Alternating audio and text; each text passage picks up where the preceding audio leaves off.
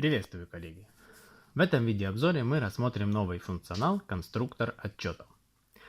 Цель данного функционала – предоставить возможность создавать собственные запросы к любой сущности в приложении и выбирать любые данные из базы данных.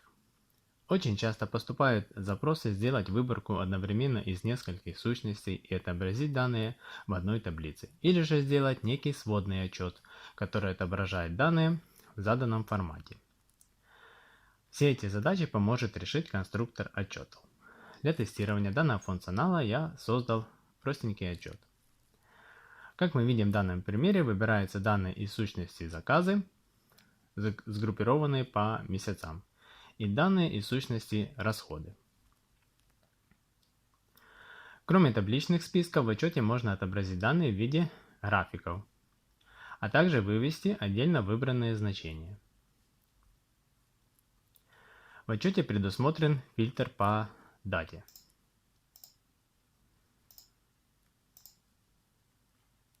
Также отчет можно распечатать.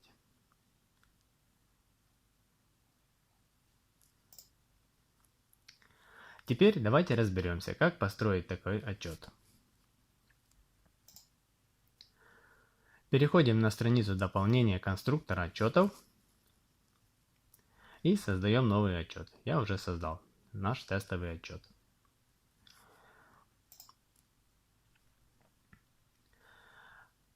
Обратите внимание, отчет может быть связан с конкретной сущностью, и в таком случае отчет используется как шаблон для печати, для конкретной записи. Эту возможность мы рассмотрим во второй части данного видео. Доступ к отчету настраивается на группу пользователя или на конкретного пользователя. В панели фильтра можно включить фильтр по дате или фильтр по пользователю. Фильтр по дате можно отобразить в режиме год, месяц или день. В данном случае мы используем фильтр по году. После создания отчета нам необходимо подготовить HTML-блоки, которые затем мы вставим на страницу отчета.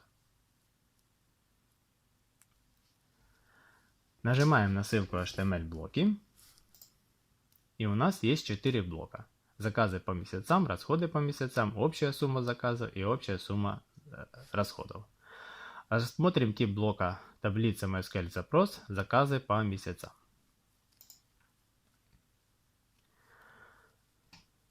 В опции MySQL запрос мы создаем свой собственный запрос, который выбирает данные из сущности заказы. Обратите внимание, что данные в таблице группируются и сортируются так, как это задано в запросе. Итак, сущность 26 это у нас сущность заказа. Поле 332 это цена заказа, и мы выбираем сумму по полю цена. Поле 333 это дата заказа. Выбираем дату.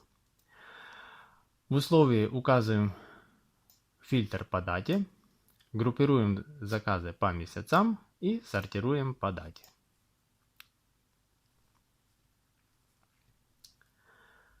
После создания запроса нам необходимо подготовить колонки, которые будут выводиться в таблице.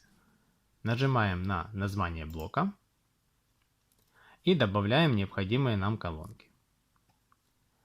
Итак, в отчете у нас есть дата, сумма и процент.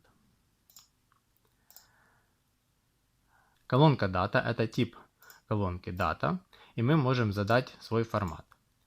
В опции значения указываем колонку, которая выбирается в запросе. На вкладке MySQL запрос у нас есть подсказка запроса, и мы видим, что дата выбирается в поле Order Data. Вводим значение колонки сюда.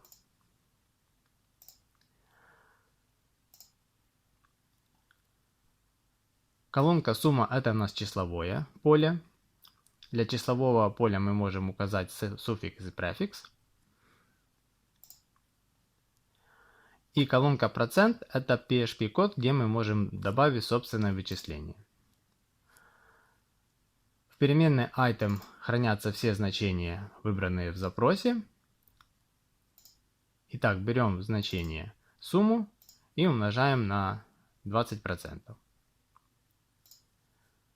В результате мы получаем сумму и процент.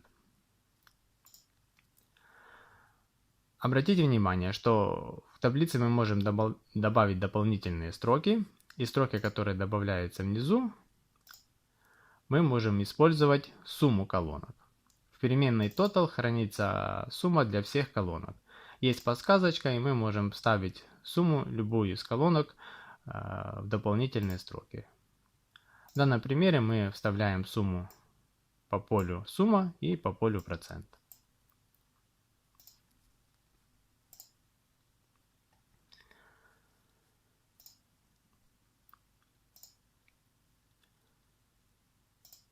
Итак, в данном отчете мы отображаем график.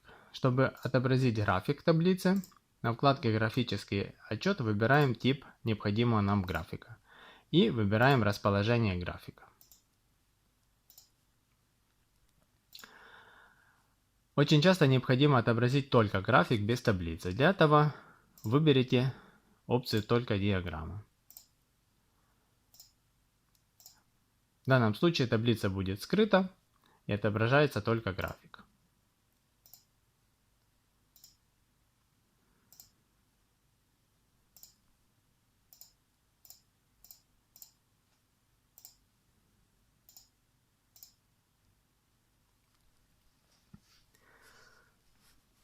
Теперь давайте рассмотрим, как вывести отдельные значения. Для этого у нас есть поле PHP-код.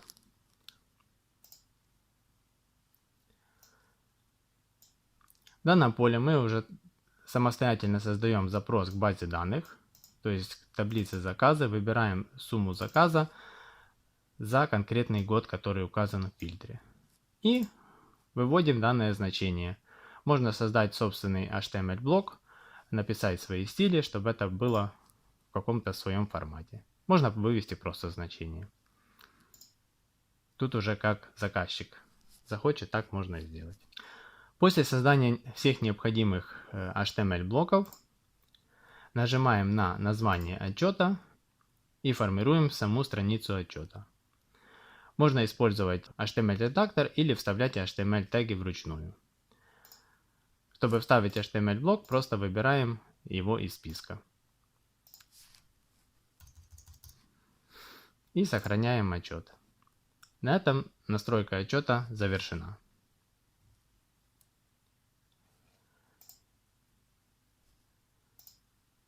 В следующей части видео мы рассмотрим другой тип отчета, который будет назначен на сущность, и его можно уже использовать как шаблон для печати.